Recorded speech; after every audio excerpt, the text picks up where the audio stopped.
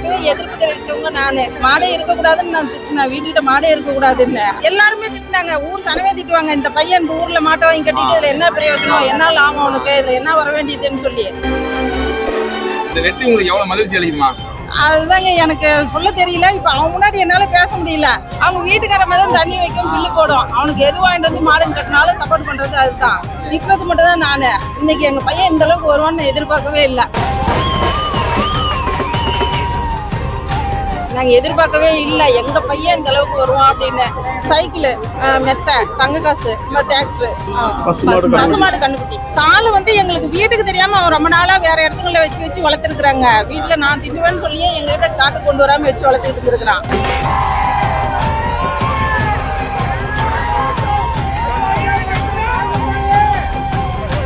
எங்கடா போற எங்கடா வரேன்னு சொல்லி திட்டுறா அப்படின்னு சொல்லிட்டு பயந்துட்டே வளர்த்துருக்குறான். எனக்கு 3 நாள் ஆகுது நானும் சாப்பிட்டு சந்தோஷத்துல சாப்பிட முடியல.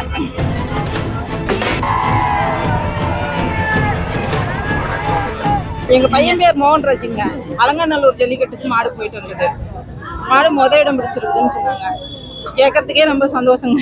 நாங்க எதிர்பார்க்கவே இல்லை எங்க பையன் இந்த அளவுக்கு வருவான் அப்படின்னு.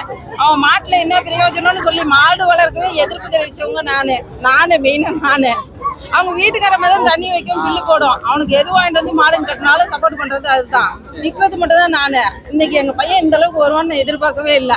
ரொம்ப சந்தோஷம். சைக்கிள், மெத்தை, தங்க காசு, டிராக்டர், பசுமாடு கண்ணுக்குட்டி. காலை வந்து எங்களுக்கு வீட்டுக்கு தெரியாம அவன் ரொம்ப நாளா வேற இடத்துல வச்சு வளர்த்துருக்குறாங்க. வீட்டுல நான் திட்டுவேன்னு சொல்லியே எங்க கிட்ட காட்டு கொண்டு வராம வச்சு வளர்த்துக்கிட்டு இருந்திருக்கிறான். எங்கடா போற எங்கடா வரேன்னு சொல்லி திட்டுறா அப்படின்னு சொல்லிட்டு பயந்துட்டே வளர்த்துருக்குறான். திடீர்னு இப்ப 1 மாசத்துக்கு முன்ன கொண்டுட்டு வந்து அவர் 1.5 வருஷம் செலவுல இருக்குதுன்னு தெரியும். அதுக்கு முன்ன தெரியல கொண்டு வந்துட்டு மாடே இருக்கக்கூடாதுன்னு நான் திட்டினேன். வீட்டுக்கிட்ட மாடே இருக்கக்கூடாதுன்னு. அதனால எனக்கு தெரியாம வளர்த்திட்டு இருந்திருக்கிறான். இந்த வெற்றி உங்களுக்கு எவ்வளவு மகிழ்ச்சி அளிக்குமா? அதுதாங்க எனக்கு சொல்ல தெரியல. இப்ப அவன் முன்னாடி என்னால பேச முடியல. எல்லாருமே திட்டினாங்க. ஊர் சனமே திட்டுவாங்க. இந்த பையன் இந்த ஊர்ல மாட்டை வாங்கி கட்டிட்டு இதுல என்ன பிரயோஜனம், என்ன லாபம் அவனுக்கு, இதுல என்ன வர வேண்டியதுன்னு சொல்லி. இப்படி 2 டிகிரி வாங்கிட்டு இந்த மாதிரி மாடு மேய்ச்சிட்டு இருக்கிறானேன்னு சொல்லி ரொம்ப சங்கடமா இருந்துச்சு. எனக்கு 3 நாள் ஆகுது நானும் சாப்பிட்டு சந்தோஷத்துல சாப்பிட முடியல. பழனி.